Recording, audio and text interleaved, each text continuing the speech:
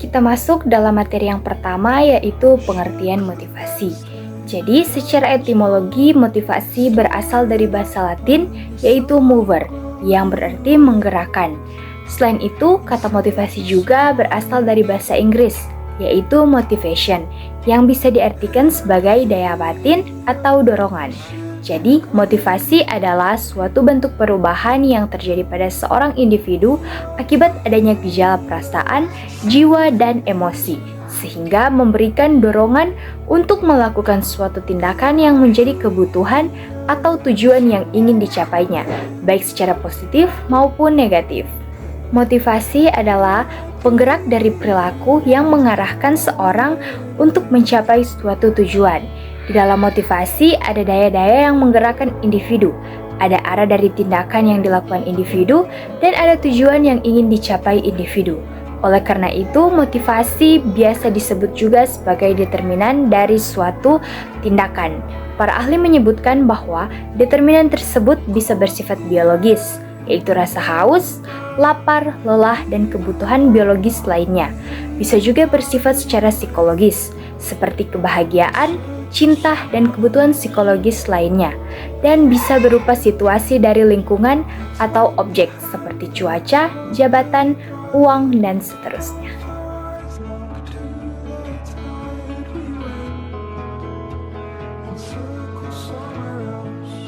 Teori-teori motivasi.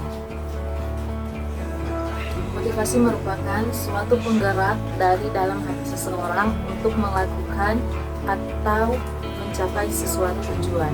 Motivasi juga bisa berkaitan sebagai rencana atau keinginan untuk menuju kesuksesan dan menghindari kegagalan hidup. Dengan kata lain, motivasi adalah sebuah proses untuk tercapainya suatu tujuan. Seseorang yang mempunyai motivasi berarti ia telah mempunyai kekuatan untuk memperoleh kesuksesan dalam hidup. Banyak teori motivasi yang dikemukakan oleh para ahli yang dimaksudkan untuk memberikan uraian yang menuju pada apa sebenarnya manusia dan manusia akan menjadi seperti apa. Landi dan Becker membuat pengelompokan pendekatan motivasi menjadi 5 kategori, yaitu teori kebutuhan, teori penguatan, teori keadilan, teori harapan, dan teori penetapan sasaran. Berikut teori-teori motivasi menurut para ahli. Pertama, teori motivasi menurut Abraham Maslow tahun 1943 sampai dengan tahun 1970. Abraham Maslow mengemukakan bahwa pada dasarnya semua manusia memiliki kebutuhan pokok. Ia menunjukkannya dalam 5 tingkatan yang berbentuk piramid. Orang memulai dorongan dari tingkat terbawah. 5 tingkat kebutuhan itu dikenal dengan sebutan hierarki kebutuhan Maslow. Dimulai dari kebutuhan biologis dasar sampai motif psikologi yang lebih kompleks, yang hanya akan penting setelah kebutuhan dasar dipenuhi. Kebutuhan pada suatu peringkat paling tidak harus terpenuhi sebelum kebutuhan pada peringkat berikutnya menjadi penentu tindakan yang penting.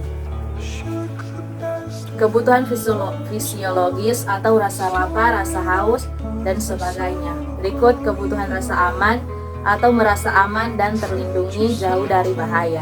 Ketiga, kebutuhan akan cinta dan rasa atau berafiliasi dengan orang lain, diterima atau dimiliki. 4. Kebutuhan akan penghargaan atau prestasi, berkompetensi, dan mendapatkan dukungan serta pengakuan. Dan yang kelima dan terakhir, kebutuhan aktualisasi diri atau kebutuhan kognitif, mengetahui, memahami, dan menjelajahi. Kebutuhan estetik, keserasian, keteraturan, dan keindahan. Kebutuhan aktualisasi diri, mendapatkan kepuasan diri, dan menyadari potensinya.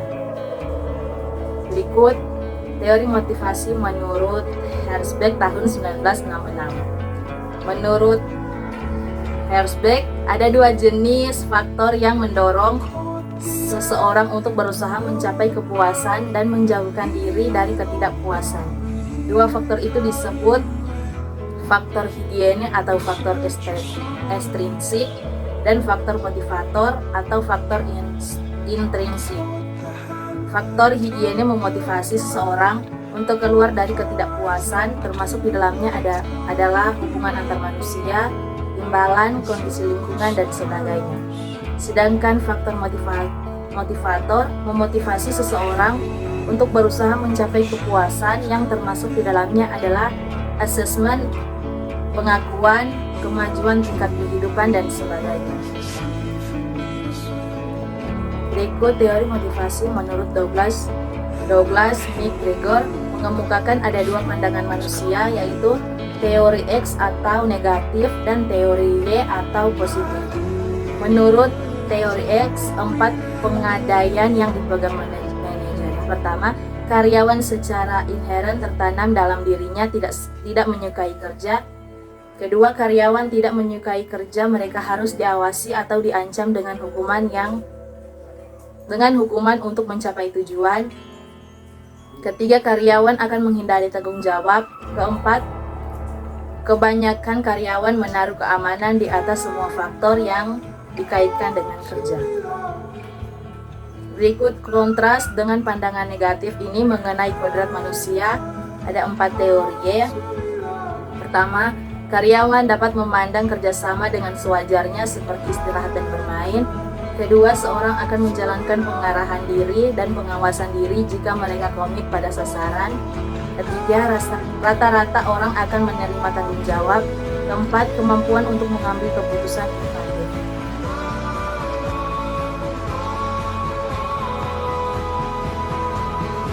Termasuk ada macam-macam motivasi.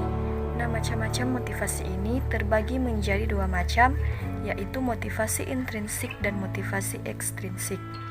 Motivasi intrinsik adalah motif-motif yang menjadi aktif atau berfungsinya tidak perlu dirangsang dari luar, karena setiap individu sudah ada dorongan untuk melakukan sesuatu. Nah, bila seseorang telah memiliki motivasi intrinsik dalam dirinya, maka ia akan sadar melakukan sesuatu kegiatan yang tidak memerlukan motivasi dari luar dirinya. Nah, contohnya, siswa termotivasi untuk belajar semata-mata untuk menguasai nilai yang terkandung dalam bahan pelajaran, bukan keinginan lain seperti pujian dan nilai tinggi. Nah, berbeda dengan motivasi ekstrinsik. Motivasi ekstrinsik adalah motif-motif yang aktif dan berfungsi karena adanya perangsang dari luar, dan motivasi ekstrinsik ini diperlukan agar siswa mau belajar.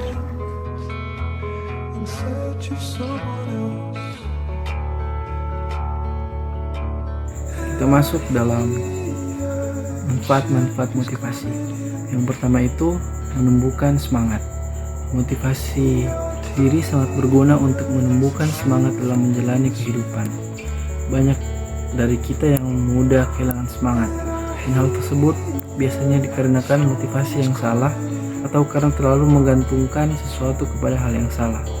Maka dari itu, motivasi sangat diperlukan agar kita lebih memahami tujuan, harapan, dan langkah yang tepat terhadap suatu hal yang kita inginkan di masa depan. Dan yang kedua, menenangkan diri. Motivasi diri juga berguna sebagai bentuk usaha untuk menenangkan diri.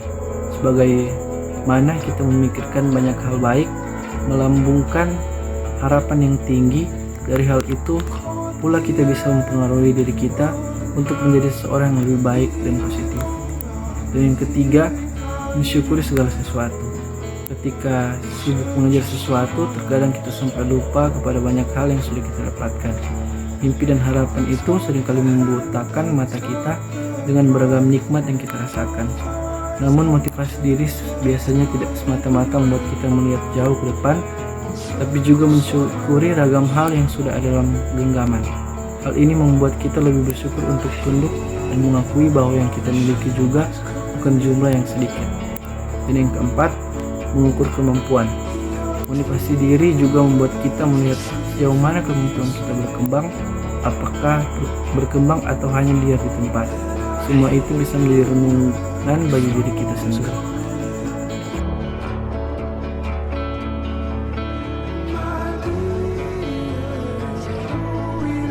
Ukuran motivasi. Motivasi seorang individu tidak bisa dinilai secara langsung. Oleh karena itu, untuk melihat motivasi yang dimiliki seseorang dapat dilakukan dengan 3 cara. Yang pertama, observasi.